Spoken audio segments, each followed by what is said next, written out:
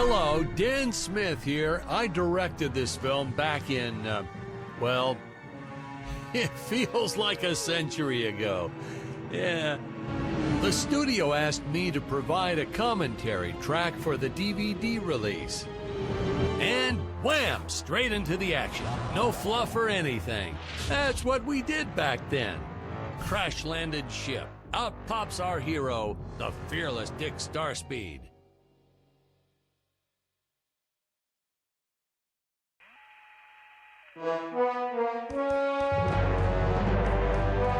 The ship's velociter reactor is damaged. I believe that I am stranded on an alien planet. Played, of course, by actor Jonathan Digby. Went on to some minor roles after this. Such a shame. I thought from day one this guy's got leading man written all over his face.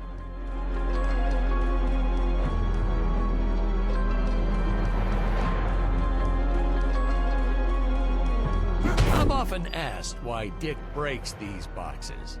He actually ad-libbed it. I told Jonathan, always keep things exciting.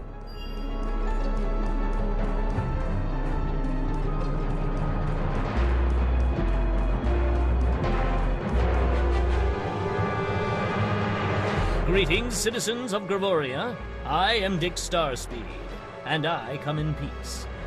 Probably shouldn't have had Dick draw his weapon when he was talking about peas. Well, maybe one day we'll go back and CG it into a sandwich or something instead. Ha! Just kidding. This is what people pay to see. A no-name middle-aged B-list actor duking it out with stuntmen in costumes. Such stunning choreography. Now the extras in those robot suits really knew how to take a punch. Oh, literally. I told Jonathan not to hold back. Give it all to him. Kick him in the nuts and bolts. And I know what you're thinking, but don't worry. We handled it responsibly. We made them all sign waivers not to sue for injuries. Holy smokes!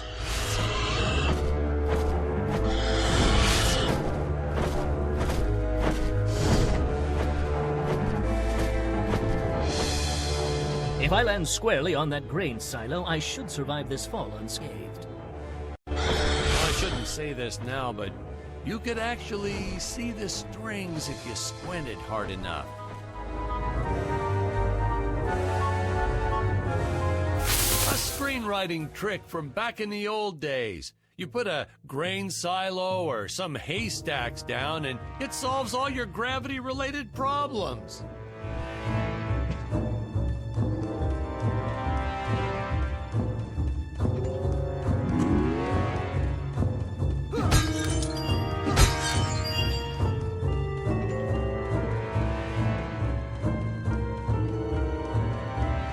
It appears some of my equipment was lost when my ship was shot down.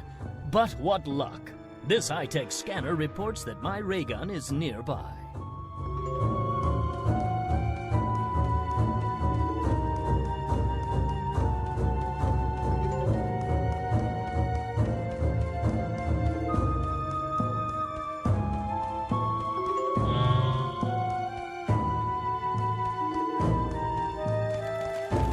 The Dinosaurs. You just don't see quality stop motion like this anymore, do you? Someone actually sat there and moved them, frame by frame. Today, it'd be done with computers, but where's the artistry in that?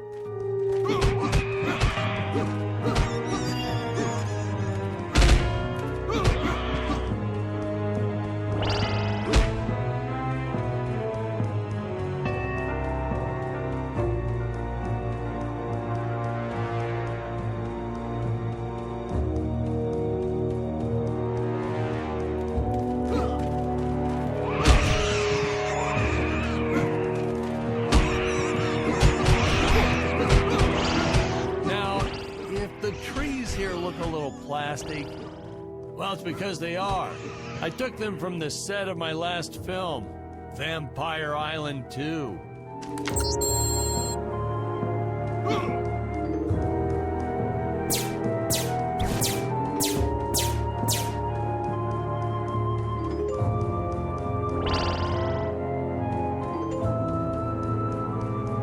fair share of nasty letters from scientists complaining about our portrayal of the dinosaurs. Was news to me. Apparently, these stegosauruses weren't meat eaters. Must have preferred shellfish or something. Wow, how do they know? That's what I say.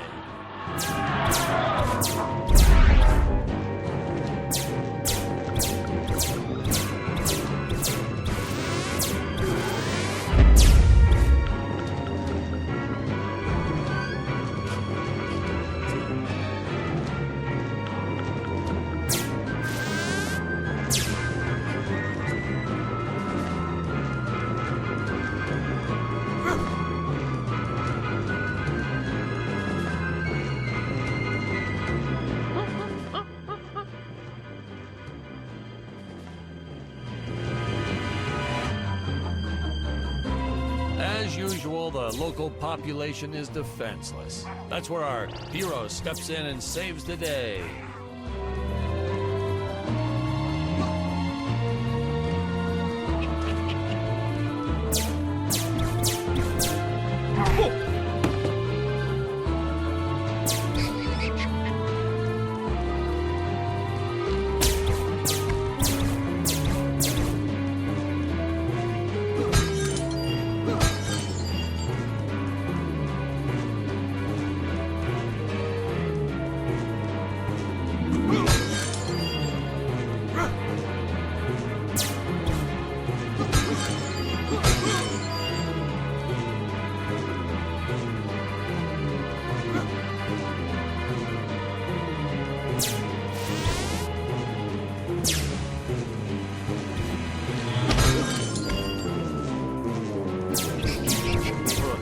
We put Jonathan through a lot shooting this film.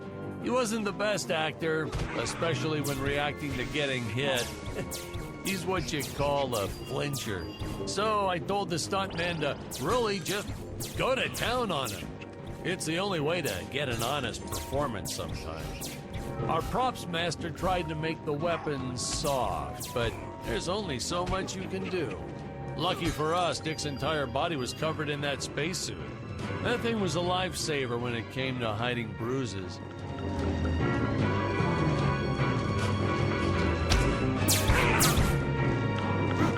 How curious. They dissolved into what appears to be gold. You'll notice the gold disappears when Dick touches it. We had a deleted scene that explained he's actually teleporting it back to his ship. It's funny, no one ever questioned how Dick was able to walk around with an infinite amount of gold on him.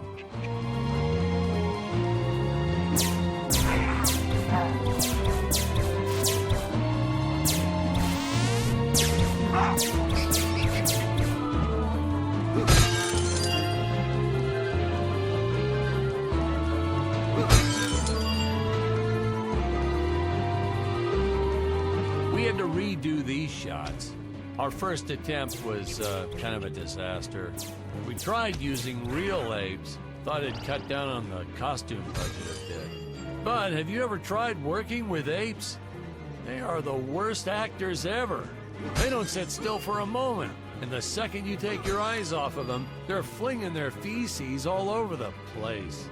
Jonathan refused to work with them after he got well, let's just say that he had to take more than a couple of showers one day. You know, you never forget the smell of monkey poo. We steam cleaned the studio top to bottom. Still never got rid of it entirely. All through the rest of the shot, we kept finding those little surprises hiding inside various props. Boy, were those the days.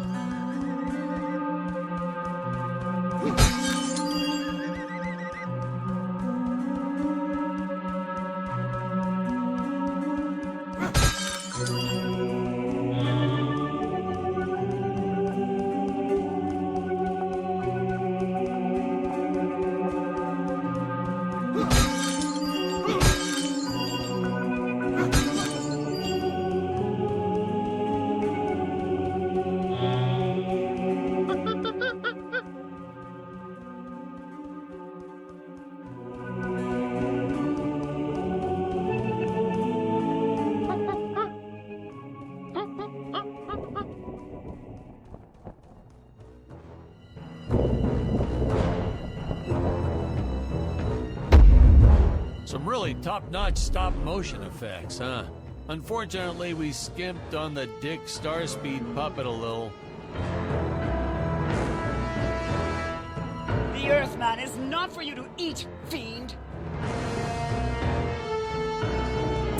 Oh, this was groundbreaking. We had the woman rescuing the man for once. We were really ahead of our time with this scene, but well, then again, I've always been rather progressive. The studio exec didn't seem to get why it was such a big deal, though. Sorry, we don't see this as anything unusual. Ha! Of course! It's unusual. A woman would never save the man. It just doesn't happen. Not in the movies, not in real life. I don't know why we didn't get more recognition for this scene. Well, I guess I was just a little too ahead of my time.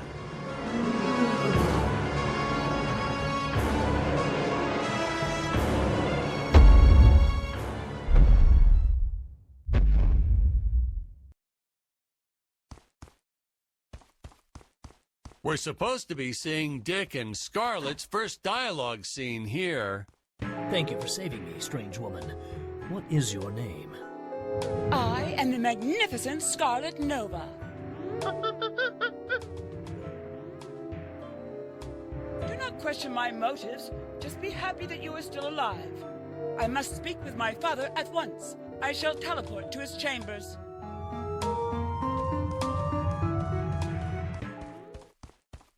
So we'll be seeing our first example of teleportation being used by Scarlet right here.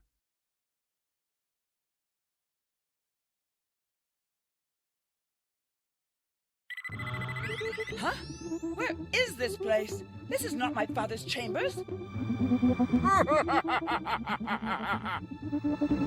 You have disobeyed me for the final time, Scarlet.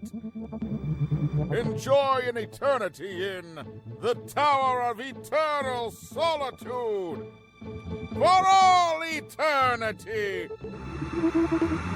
Ha! The old fool did not notice I am wearing my jetpack.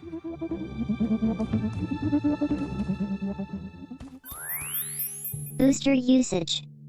Jump. Wait. Wait. Use booster. Survive deadly fall.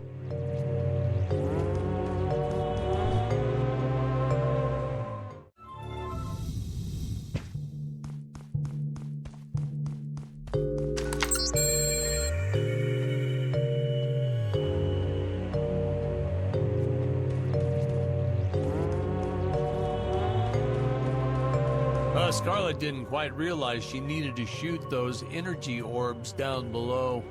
Keep in mind, Stacy was doing this on a soundstage, okay?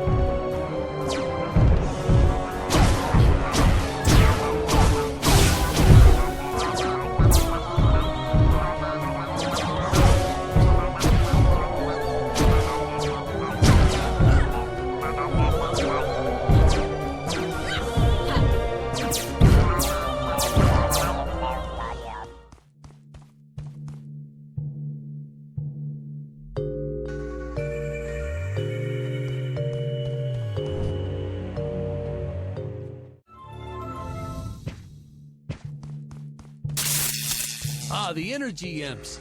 Such a neat effect. We had to paint each movement frame by frame and superimpose it into live footage.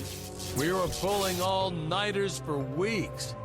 Well, when I said we, I meant the artists. I'm pretty much useless if I don't get a solid 10 hours a night.